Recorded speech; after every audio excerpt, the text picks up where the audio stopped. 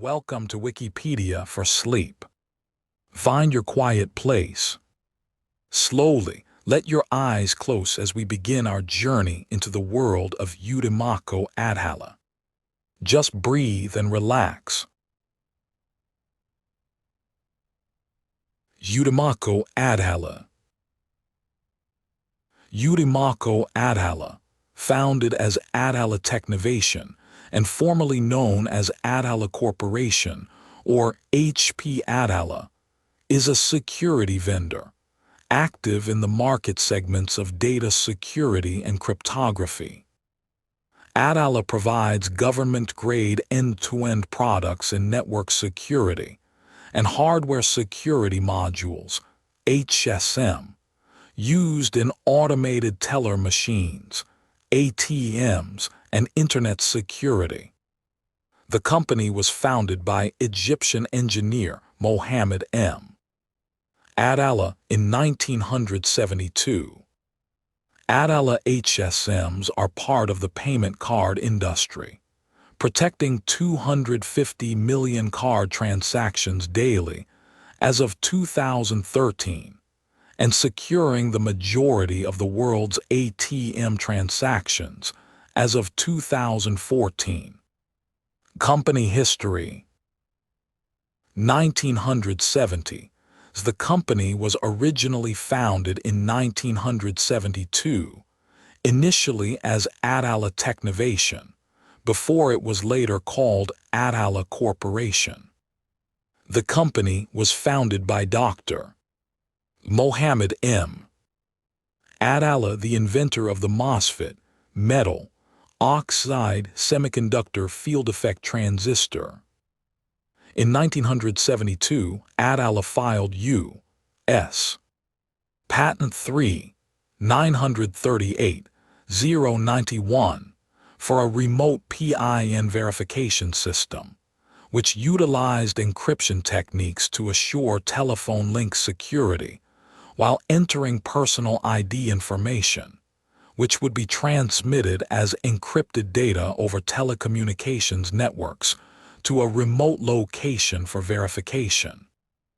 He invented the first hardware security module, HSM, dubbed the Atalla box, a security system which encrypted PIN and ATM messages and protected offline devices with an unguessable PIN generating key. He commercially released the Atalla box in 1973. The product was released as the Identikey. It was a card reader and customer identification system, providing a terminal with plastic card and PIN capabilities. The system was designed to let banks and thrift institutions switch to a plastic card environment from a passbook program. The Identikey system consisted of a card reader console, 2 customer PIN pads, intelligent controller, and built-in electronic interface package. The device consisted of 2 keypads, one for the customer and one for the teller. It allowed the customer to type in a secret code, which is transformed by the device, using a microprocessor, into another code for the teller. The Identikey system connected directly into the ATM without hardware or software changes, and was designed for easy operation by the teller and customer. During a transaction, the customer's account number was read by the card reader. This process replaced manual entry and avoided possible keystroke errors. It allowed users to replace traditional customer verification methods, such as signature verification and test questions, with a secure PIN system. A key innovation of the Atalla box was the key block, which is required to securely interchange symmetric keys or PINs with other actors of the banking industry. This secure interchange is performed using the Atalla key block ACPI format, which lies at the root of all cryptographic block formats used within the Payment Card Industry Data Security Standard, PCI DSS, and American National Standards Institute ANSI standards. Fearful that Atalla would dominate the market, banks and credit card companies began working on an international standard. The work of Atalla led to the use of high-security modules. Its PIN verification process was similar to the later IBM 3624 system. Atalla was an early competitor to IBM in the banking market and was cited as an influence by IBM employees who worked on the data encryption standard, DES. At the National Association of Mutual Savings Banks, NAMSB, conference in January 1976, Atalla announced an upgrade to its identity system, called the Interchange Identity. It added the capabilities of processing online transactions and dealing with network security. Designed with the focus of taking bank transactions online, the identity system was extended to shared facility operations. It was consistent and compatible with various switching networks, and was capable of resetting itself electronically to any one of 64,000 irreversible nonlinear algorithms as directed by card data information. The Interchange Identity device was released in March 1976. It was one of the first products designed to deal with online transactions, along with Bunker Ramo Corporation products unveiled at the same NAMSB conference. In 1979, Atalla introduced the first network security processor, NSP. In recognition of his work on the PIN system of information security management, Atalla has been referred to as the father of the PIN and as a father of information security technology. 1980s, present it merged in 1987 with Tandem Computers, who were then acquired by Compaq in 1997.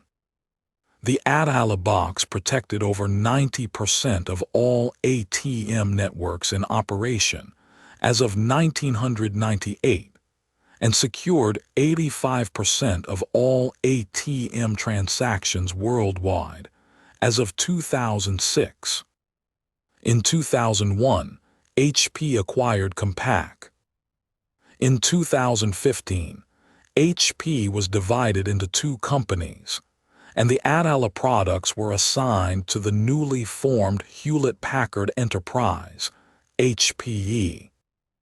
On September 7, 2016, HPE CEO Meg Whitman announced that the software assets of Hewlett-Packard Enterprise, including Atalla, would be spun out and then merged with Micro Focus to create an independent company of which HP Enterprise shareholders would retain majority ownership.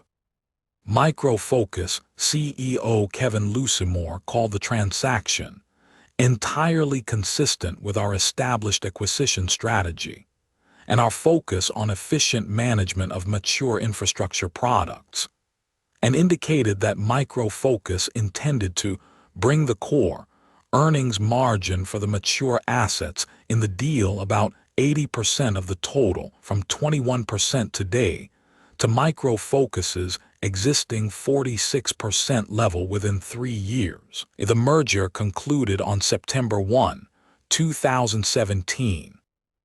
On 18 May 2018, Utimaco, a German producer of hardware security modules, announced its intent to acquire the Atalla HSM and ESCOM Enterprise Secure Key Manager, business lines from Micro Focus.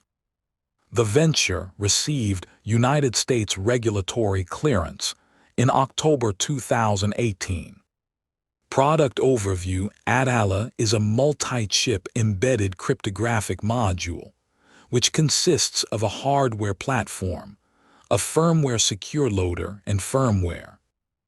The purpose of the module is to load approved application programs, also referred to as personalities, securely.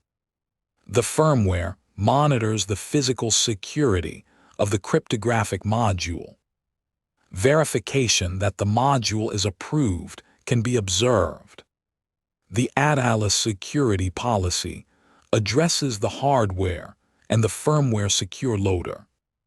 This approach creates a security platform able to load secure code. Once control passes from the loader, the module is no longer operating in FIPS mode. Note that no personality will have access to the module's secret keys. The cryptographic boundary of the ACS for the FIPS 140-2 Level 3 validation is the outer perimeter of the secure metal enclosure that encompasses all critical security components.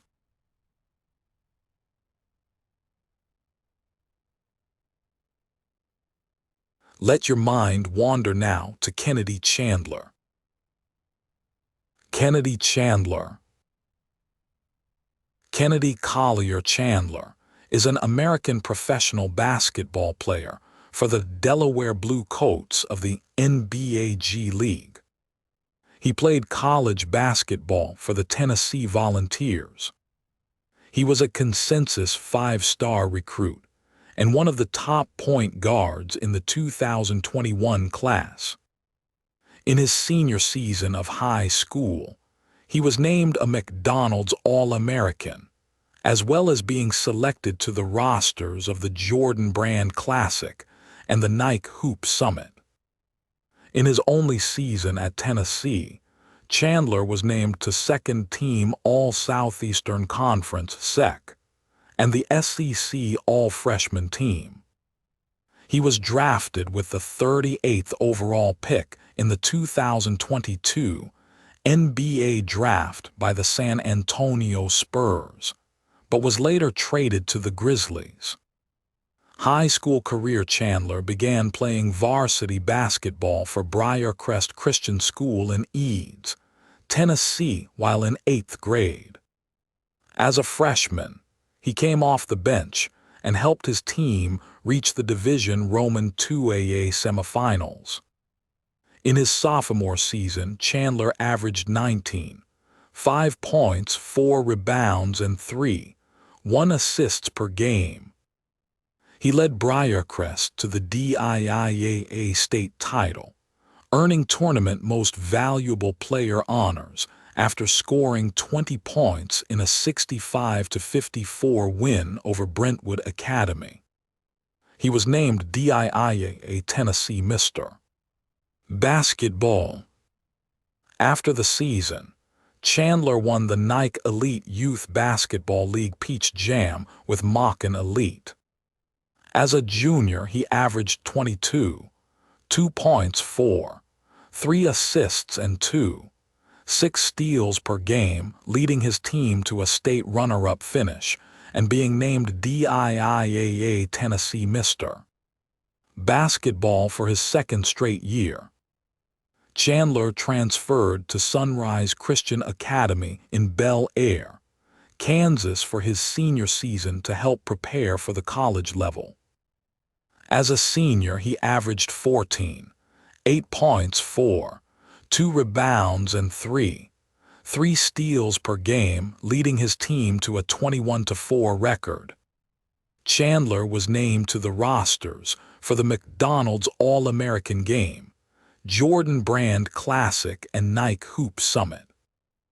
Recruiting: Chandler received basketball scholarship offers from Florida, Arizona State, and Ole Miss, among others, during his first 2 years of high school. He emerged as a 5-star recruit prior to his junior season. On August 14, 2020, Chandler committed to playing college basketball for Tennessee over offers from Duke, Kentucky, North Carolina, and Memphis. College career and his college debut. Chandler posted 20 points and 4 assists in a 90-62 win against UT Martin. On December 4, 2021, he scored 28 points in a 69-54 win over Colorado. Chandler was named to the second-team All-SEC, as well as the All-Freshman team. He averaged 13, 9 points, 4, 7 assists, and 2 steals per game. On April 5, 2022, Chandler declared for the 2022 NBA Draft, foregoing his remaining college eligibility. Chandler was a projected top 20 pick in the 2022 NBA Draft. Professional career.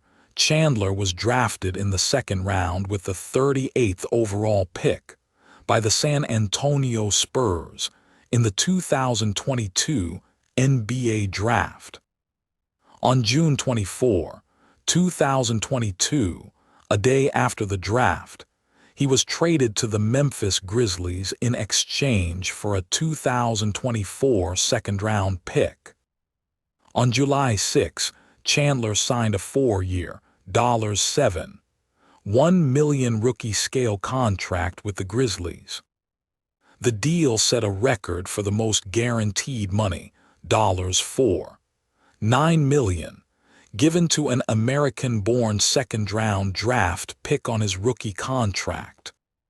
He joined the Grizzlies for the 2022 NBA Summer League. Chandler made his Summer League debut on July 5, recording 8 points, 4 rebounds, 4 assists, 4 steals, and 3 blocks in a 103-99 win over the Philadelphia 76ers. On October 22, he made his NBA debut, recording 2 assists and 2 blocks in a 137-96 loss to the Dallas Mavericks. On April 8, 2023, Chandler was waived by the Grizzlies. On October 19, 2023, Chandler signed with the Brooklyn Nets, but was waived 2 days later. On October 28, he joined the Long Island Nets. On September 25, 2024, Chandler signed with the Toronto Raptors, but was waived the same day. On October 28, he joined Raptors 905. On March 21, 2026, Chandler signed a 10-day contract with the Utah Jazz. On April 1, following the expiry of his initial deal, the Jazz signed Chandler to a second 10-day contract. On April 7, Chandler recorded a career-high 31 points, 7 rebounds, and 8 assists in a 137-156 loss to the New Orleans Pelicans. National team career. Chandler represented the United States at the 2021 FIBA Under-19 World Cup in Latvia. He averaged 7 points and 4 assists per game, helping his team win the gold medal.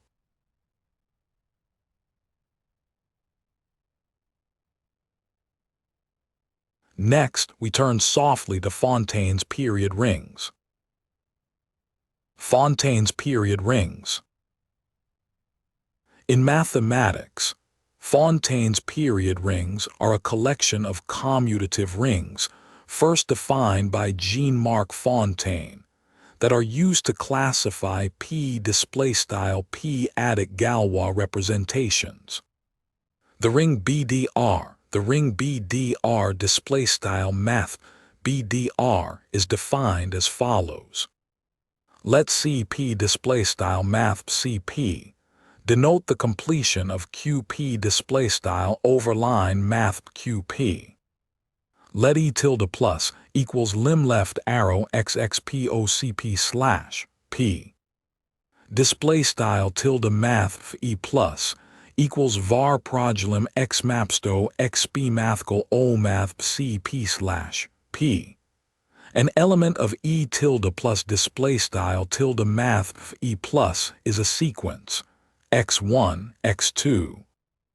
Display style x1, x2, L dots of elements XIOCP slash P display style XI in mathcal O math CP slash P, such that XI plus 1P identical to XI mod P display style XI plus 1P equiv XI, P mod P. There is a natural projection map F. E tilde plus to OCP slash P display style F tilde math E plus to mathcal O math CP slash P given by F x1, x2 equals x1 display style F x1, x2 dots equals x1. There is also a multiplicative, but not additive map T. E tilde plus to OCP display style T, tilde math E plus to mathcal O math CP defined by T, x1, x2, equals lim I to infinity x tilde IPI display style T, x1, x2 dots, equals lim edo infti tilde XIPI, where the x tilde I display style tilde XI are arbitrary lifts of the XI display style XI to OCP display style mathcal O math CP. The composite of T display style T with the projection OCP to OCP slash P display style mathcal O math CP to mathcal O math CP slash P is just F display style F. The general theory of Witt vectors yields a unique ring homomorphism theta W E tilde plus to OCP display style theta W tilde math E plus to mathcal O math CP such that theta equals T x display style theta equals T x for all x E tilde plus display style zin tilde math E plus, where display style denotes the Teichmuller representative of x display style x. The ring BDR plus display style math BDR plus is defined to be completion of B tilde plus equals W E tilde plus display style tilde math B plus equals W tilde math E plus with respect to the ideal Kerr display style Kerr theta tilde math B plus the math CP. Finally, the field BDR display style math BDR is just the field of fractions of BDR plus display style math BDR plus.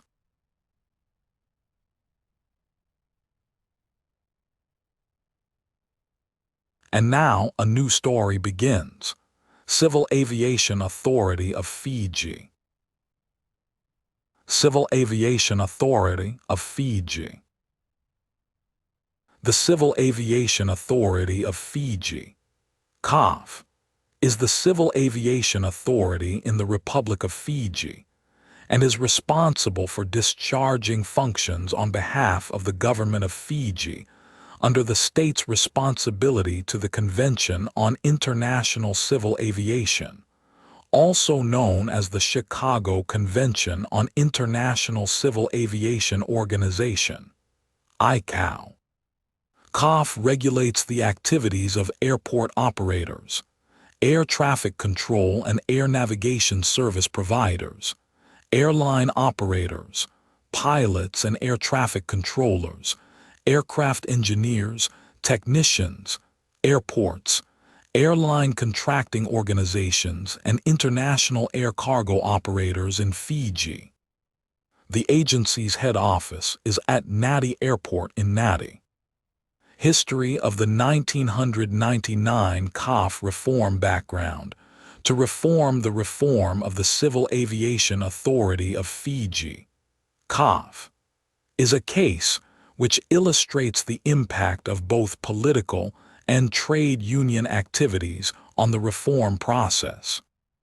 At the time of its reorganization in 1999, its employees were members of the Fiji Public Service Association, FSA. Many of the CAF workers were opposed to the restructuring plans and the job losses that were a central part of the reform. The CAF was a statutory body, established by the CAF Act of 1979. Apart from providing regulatory oversight for domestic civil aviation and fulfilling international air safety obligations, it also owned and managed Nadi International Airport, as well as managing the Nausori Airport near Suva and the 23 small domestic airports located on many islands with low populations. In addition, it provided aviation support services to the region. The CAF functioned like a government department, but had a mixture of statutory responsibilities and commercial obligations. Effectively, it was a referee and a player in its own game. For the 20 years prior to the restructuring, it had been making annual profits. This was largely because its annual revenue growth was directly linked to the expansion of the international tourism industry in Fiji. Income was derived from landing and parking fees, air navigation charges, passenger service charges, terminal building concessions and rentals, fuel concessions, and the sale of excess power. It was exempt from income tax until the reform. Only minor investments were made into infrastructure. It received heavy financial assistance in the form of an annual government grant to run Nausori Airport and the other loss-making airports. Yet the government realized that the CAF was inefficient, overstaffed, and overburdened by bureaucracy. Its staff members' unions were in constant dispute with the management, and the unions strongly resisted any changes to work practices. 2 reviews of the CAF had recommended non-core activities be divested to other organizations. In the late 1990s, processes were introduced to improve efficiency through a continuous quality improvement program. Division into statutory authority and company in April 1997, the then Minister for Public Enterprises, Ismaili Bose, announced that the CAF was to be declared a commercial statutory authority, and in May, he said it would be reorganized pursuant to provisions of the public enterprise reform legislation. Subsequently, a reorganization charter was prepared. The principal objective of the reorganization was to increase the CAF efficiency and rate of return on assets, while at the same time providing an efficient regulatory function that meets international civil aviation standards. McKipp, 1998c. The reorganization, facilitated by the Civil Aviation Reform Act 1999, involved separating the CAF regulatory role from its commercial operations. The commercial responsibilities and assets were transferred to a new company, Airports Fiji Limited AFL, which was established as a government commercial company.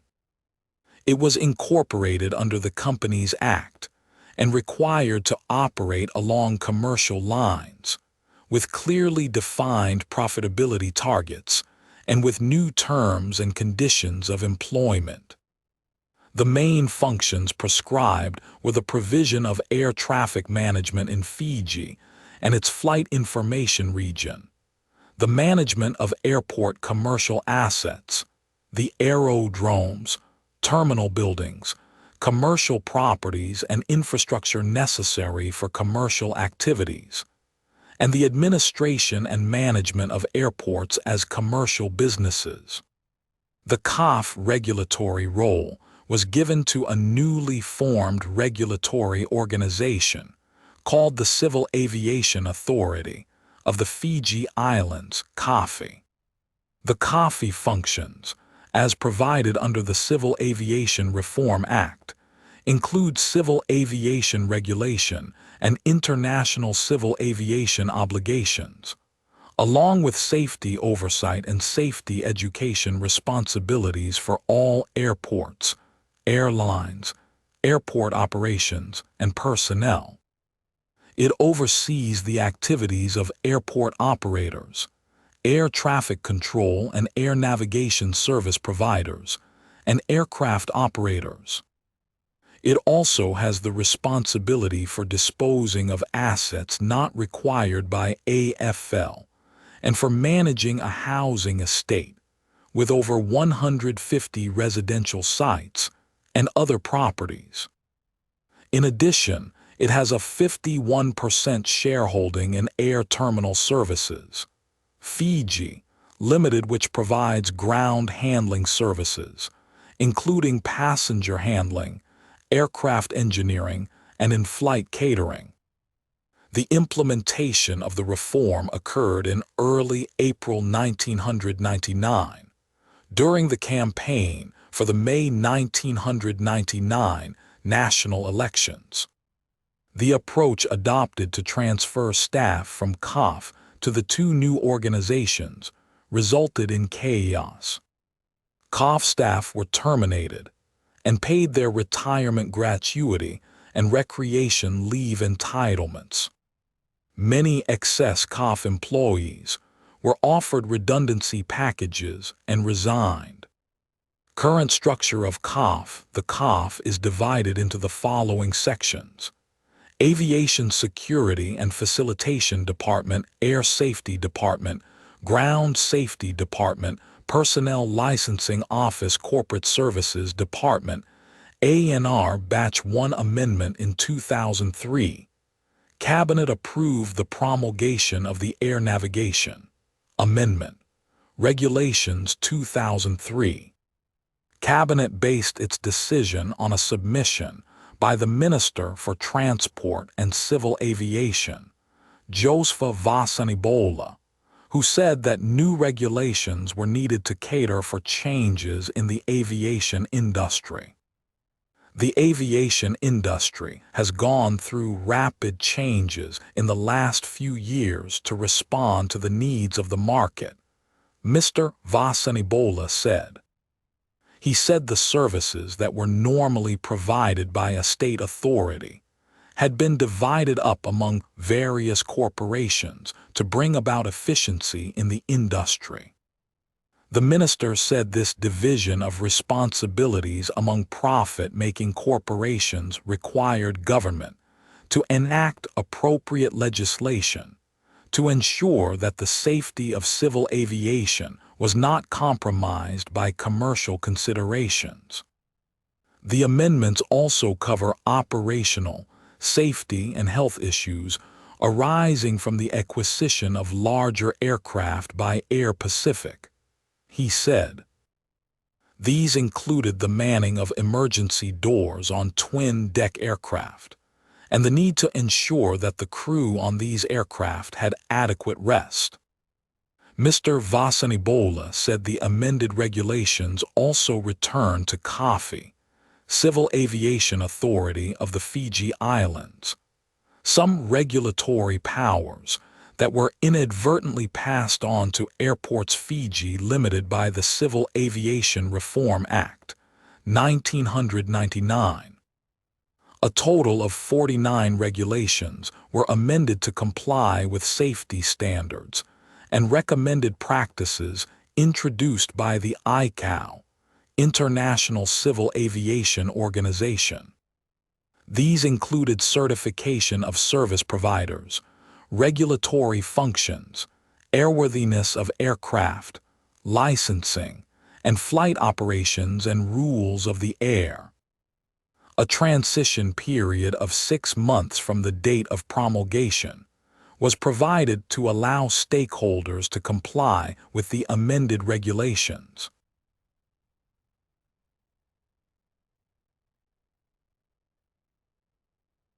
Our next topic tonight is Francois Massaquoi. Francois Massaquoi. Francois Eugene Massaquoi was a Liberian faction leader and politician.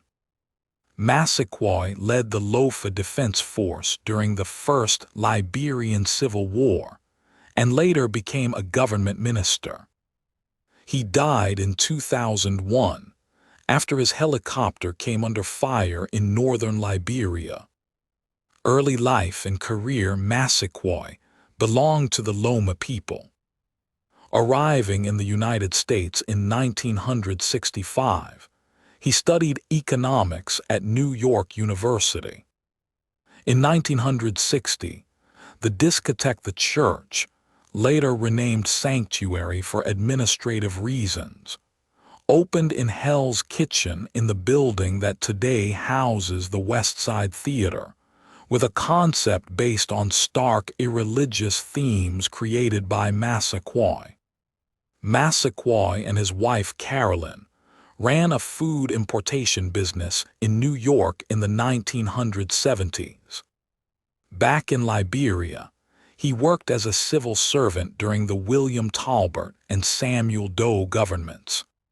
Civil War, he founded the LDF militia in 1991. During the First Liberian Civil War, Massaquoi's LDF fought against the forces of Ulimo over control of Lofa County. Contemporary reporting during the war described the LDF as one of several ethnically based factions that emerged as the conflict fragmented. In December 1994, Massaquoi was one of the signatories of the Accra Clarification Agreement, a peace agreement that was never implemented. Likewise, he signed the Abuja I Accord in August 1995, which allowed for the entry of LDF into the government. The Abuja arrangements provided for leaders of armed factions, including Massaquoi, to assume positions within the transitional government. Massaquoi was named Minister of Youth and Sports in the Liberia National Transitional Government from September 1995 to August 1997. In December 1996, a group of LDF soldiers arrived in Monrovia and physically assaulted Massaquoi, accusing him of not providing support for his former fighters. During the 1997 Liberian general election, Massaquoi belonged to the National Democratic Party of Liberia. After the election, he was again named Minister of Youth and Sports. Death. Massaquoi died on April 16, 2001. During a visit to Voinjama, his helicopter came under gunfire, and he was fatally wounded in the attack. He later died at a hospital in Jibarnga. Subsequent reports highlighted conflicting accounts surrounding the killing.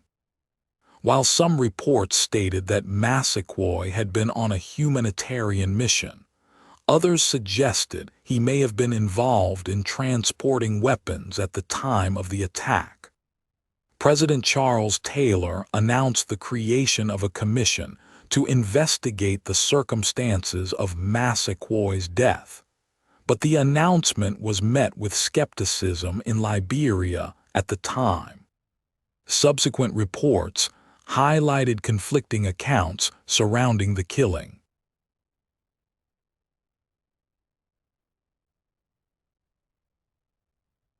Let your mind wander now to sound masking. Sound masking. Sound masking is the inclusion of generated sound, commonly, though inaccurately referred to as white noise or pink noise, into an environment to mask unwanted sound. It relies on auditory masking. Sound masking is not a form of active noise control, noise cancellation technique. However, it can reduce or eliminate the perception of sound. Sound masking is applied to an entire area to improve acoustical satisfaction, thus improving the acoustical privacy of the space. This can help an individual focus and thereby enhance productivity. Architectural acoustics. Sound masking means controlling background sounds in a developed environment. It is significant and prioritizes modifying the background sound, in contrast to background noise. However, there is substantial evidence produced and published by Banneker, BBN, and Kavanaugh indicating that acoustical satisfaction within a space cannot be guaranteed without consideration of the three principal parameters of architectural acoustical design, formalized and established in the early 1900s by Sabine. The three principal parameters are as follows, known as the ABCs of architectural acoustics. A for absorption, sufficient, but not in excess, absorption in the developed environment. B for blocking, sufficient isolation of the developed environment. C for control, control of background sound levels in the developed environment. No single technique is effective in addressing every sound transmission path, direct, reflected, diffracted, transmitted, and each varies in performance on a case-by-case basis. Sound masking systems. A sound masking system can be used to reduce the impression of intruding sound, reducing annoyance, distraction, and improve acoustic privacy, including speech privacy. However, there is a fundamental misconception in the deployment of a sound masking system in treating areas where there is a failure to appreciate the difference between the perception of privacy and speech privacy. Sound masking systems are often relied upon as a basis of design with sound transmission class, STC, as supported by ASTM E336, or Noise Isolation Class, NIC, as supported by ASTM E336, to ensure an appropriate level of privacy between contiguous rooms. Various organizations define unique categories for labeling acoustical zones with purpose and / or function. Typical classifications consider open office plans. Open offices can be either too quiet, where someone dropping a pen in the next cubicle is distracting, or too noisy, where the conversations of others in the office make it impossible to concentrate. Open offices can benefit from sound masking because the added sound covers existing sounds in the area, making workers less distracted and more productive. Private offices and other enclosed spaces often appear to provide privacy but do not. Many times, walls are lightweight and do not extend to the ceiling deck, but only to the ceiling tile. In these cases, sound can easily travel through partitions or over the walls. Sound masking can be provided in adjacent private offices or in hallways outside of private offices, to ensure that confidential conversations remain confidential. Public spaces. Sound masking is useful for reception areas, pharmacies, waiting rooms, and financial institutions. Sound masking is provided in the area where conversations should not be heard, not necessarily in the area where the conversation is taking place. For instance, a psychiatrist would not want those in the waiting room to overhear a private conversation with a patient, so sound masking is provided in the waiting area, but not in the psychiatrist's office. Similarly, hospitals may employ a sound masking system in public areas to safeguard patient medical histories and achieve compliance with local regulations. Sound masking is an effective solution in masking intruding noise.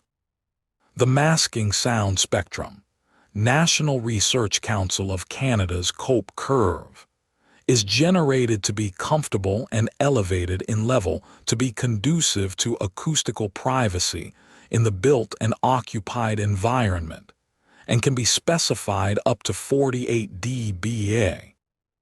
It may be used to mask unwanted noise, such as intermittent sound from machinery, within the overall limits and spectra. Sound masking seeks to reduce the intelligibility of sound from a source by reducing the signal-to-noise ratio. It is an effective solution to promote compliance with regulations that require measures to be taken to prevent verbal communication from being overheard, such as HIPAA, U.S., and GLBA, U.S., in medicine and finance respectively. However, the masking sound produced by an electroacoustic system may also be disruptive if the sound masking system is improperly designed, improperly commissioned, or not verified by a professional acoustician. Exteriors. Several cases exist where sound masking has been successfully installed for exterior applications, the most common target of concern being roadway noise. In one example application, a large artificial waterfall was constructed as part of the garden exterior of an urban hotel in Santa Rosa, California. The waterfall cascades down an extensive wall approximately 4 meters in height and functions both for sound masking and as a physical barrier to road noise. In plenum, the plenum is the space between a dropped ceiling and the upper deck to the floor. In plenum sound masking systems, which employ a network of loudspeakers located completely within the plenum, were the first such systems developed and have been in use since the 1960s. Plenum-based speakers typically range 4 to 10 inches, 10 to 25 cm, in diameter and generally face upwards towards the upper deck. This is done to reflect sound from the speakers to broaden, as much as possible, the footprint from the speaker in the work area. This promotes a spatially uniform delivery of sound, reducing the perception of directivity. As with any commercial-grade sound masking system, an in plenum sound masking system requires proper layout design, commissioning, and verification of the performance. Disregarding the importance of any of these stages in implementation will result in a sound masking system that does not perform according to the specifications of an acoustician. Only the most sophisticated sound masking systems can control the background sound level and spectra of masking sound accurately and precisely throughout a space, made possible only with the smallest zones, spatial limits around a speaker, and sophisticated electronics and software. uniformity can be achieved by adjusting the acoustic output of individual or a small groups of speakers. Adjustments routinely include changes in the output volume and output spectra of individual speakers. To provide this adjustment capability, additional system electronics for individual speakers or a small groups of speakers are required. Direct field sound masking systems have been in use since the late 1990s. The name takes after the mechanics of sound transmission, which considers the direct sound path from the loudspeaker emitted towards the recipient's listeners underneath. Initially used as an accessory for open office cubicles, direct field systems have been fully integrated into at least one open office furniture system and have been designed to be installed both in dropped ceilings and in offices without any absorptive ceiling systems. When installed in dropped ceilings, direct field systems use speakers that are mounted facing down. When a ceiling tile is not available, they are mounted facing down on any available structure, sending the masking noise directly into the intended space. Theoretically, a direct field system would benefit from speakers that are omnidirectional, meaning that they transmit energy equally in essentially all directions. However, direct field systems require tighter arrays of loudspeakers, given the polarity of the emission of sound. It is a misconception that direct field speakers preclude the need for sound level adjustment or spectral tuning.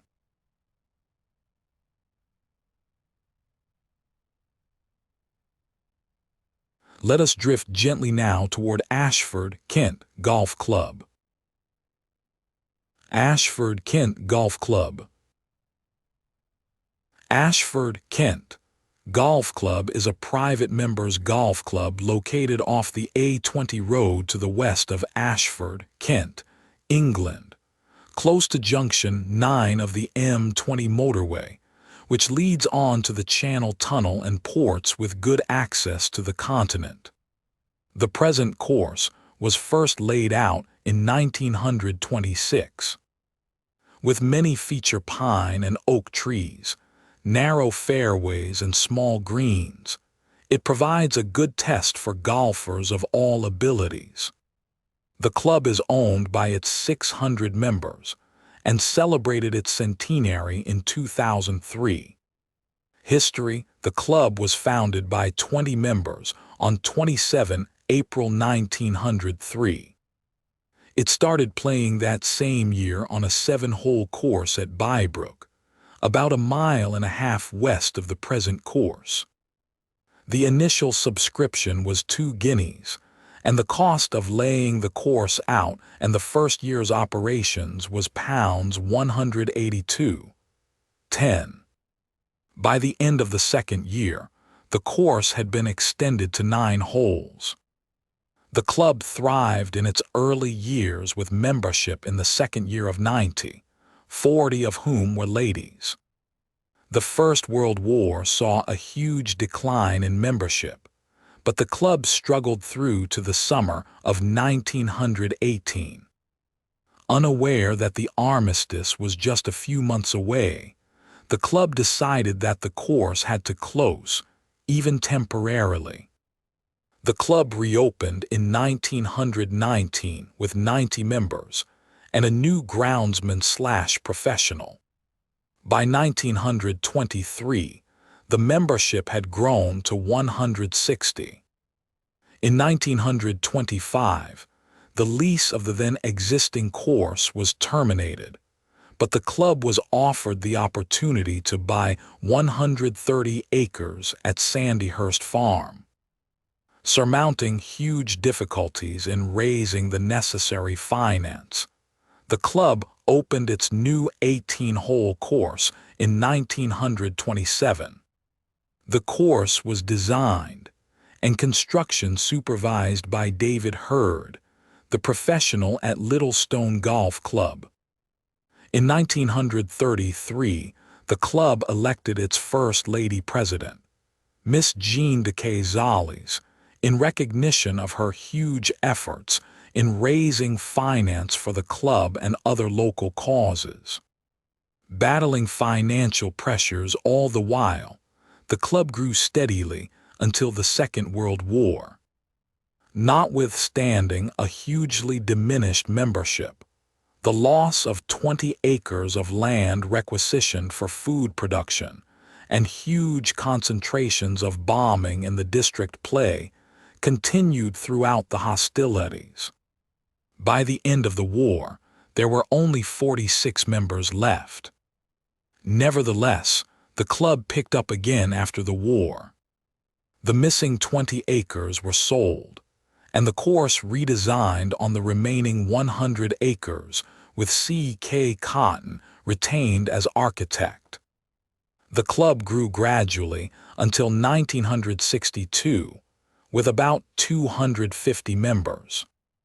In that year, no fewer than 140 new members were elected, and the club appointed its first paid part-time secretary/treasurer. A waiting list was created, and joining fees created. Membership stood at about 550 in 1965. The last major upheaval occurred in 1980, when land was taken for the construction of the motorway, including the previous clubhouse. Additional land was leased from Ashford Borough Council, the course remodeled, and the present clubhouse constructed.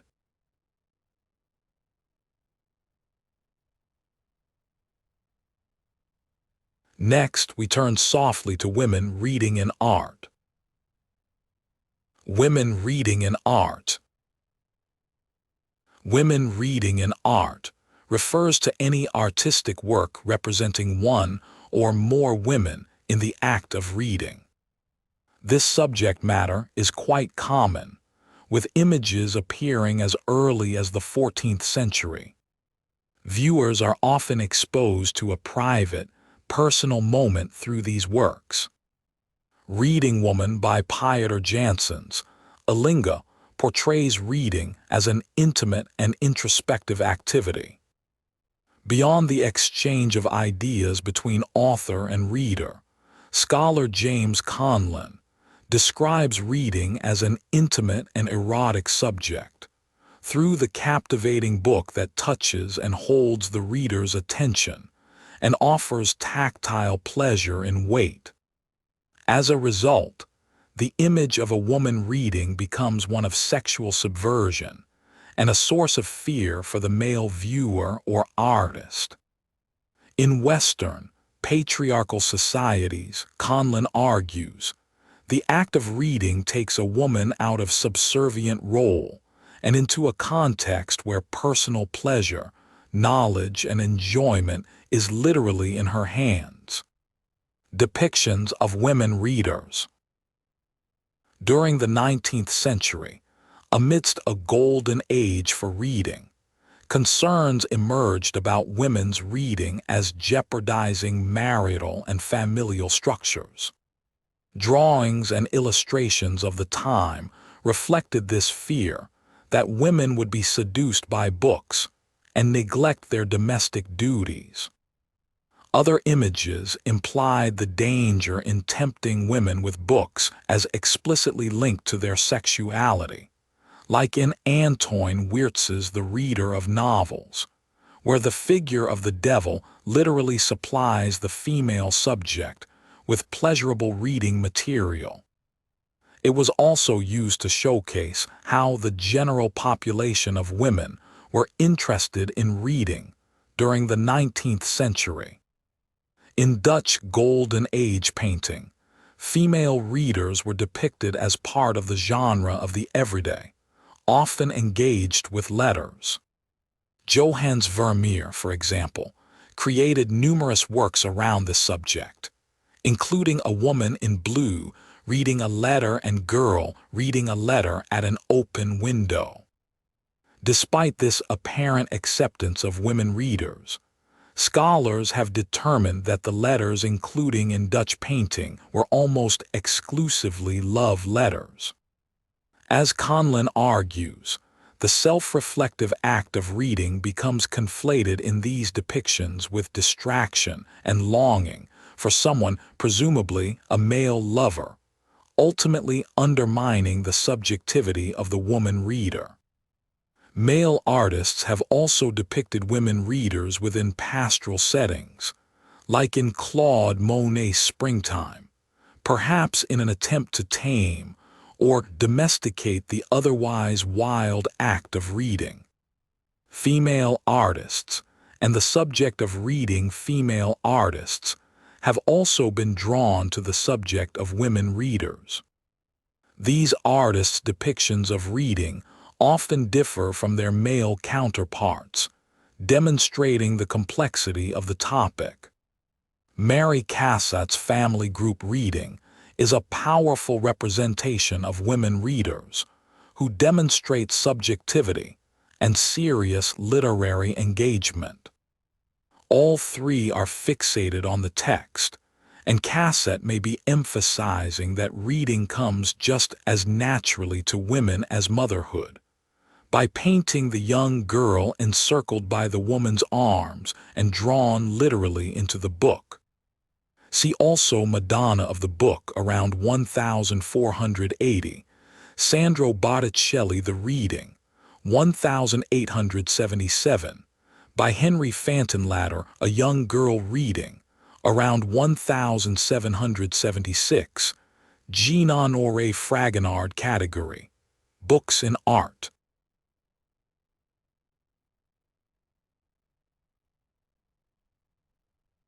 Next, we turn softly to Wyatt Teller.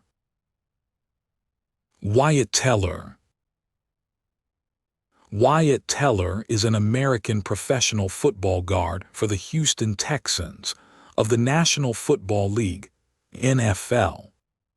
He played college football for the Virginia Tech Hokies. College career after high school, Teller committed to play football at Virginia Tech over at least 16 other football bowl subdivision programs.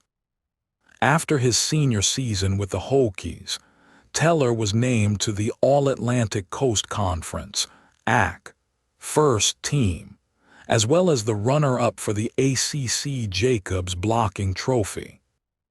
He was also invited to the 2018 Senior Bowl. Pre-draft. After his senior season, Teller was invited to the 2018 NFL Combine, where he recorded the second-best broad jump of all the offensive linemen, as well as the fifth most bench press reps and fifth fastest three-cone drill time. Buffalo Bills Teller was selected by the Buffalo Bills in the 5th round, 166th overall, of the 2018 NFL Draft. The Bills previously acquired the pick used to select Teller in a trade that sent Marcel Daris to the Jacksonville Jaguars. He entered his rookie season as a backup guard, but then was named the starting left guard in Week 10, where he started the final 7 games. Cleveland Browns. On August 29, 2019, Teller, along with a 2021 7th-round pick, was traded to the Cleveland Browns for 2025th and 6th-round picks. After serving as a backup for the first half of his debut season in Cleveland, Teller earned a spot in the starting line-up in Week 9 and went on to start the rest of the season. Heading into Week 5 of the 2020 NFL season, NFL.com writer Nick Shook mentioned Teller as an MVP candidate for the performance of Cleveland's running game, mainly led by him and offensive tackle Jack Conklin. Teller was placed on the reserve/COVID-19 list by the team on December 8, 2020, and activated on December 13. Teller was named to the 2020 All-Pro team, along with 3 of his teammates: defensive end Myles Garrett, tackle Jack Conklin, and fellow guard Joel Bitonio. On November 9, 2021, Teller signed a 4-year, $56.8 million contract extension with the Browns through the 2025 season. In the 2021 season, Teller started in all 17 games. He earned his first Pro Bowl nomination.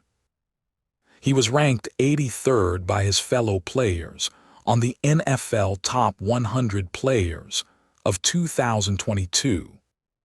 In the 2022 season, Teller made 15 appearances and starts.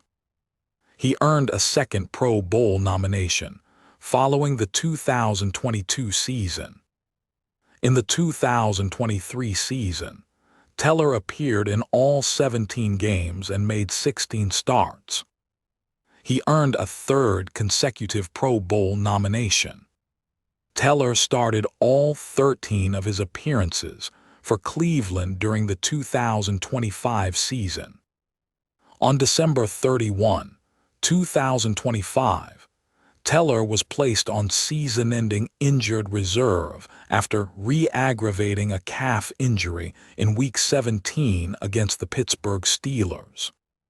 Houston Texans. On March 17, 2026, Teller signed a 2-year, $16 million contract with the Houston Texans. That is all for tonight. Let the silence settle in. Sleep well.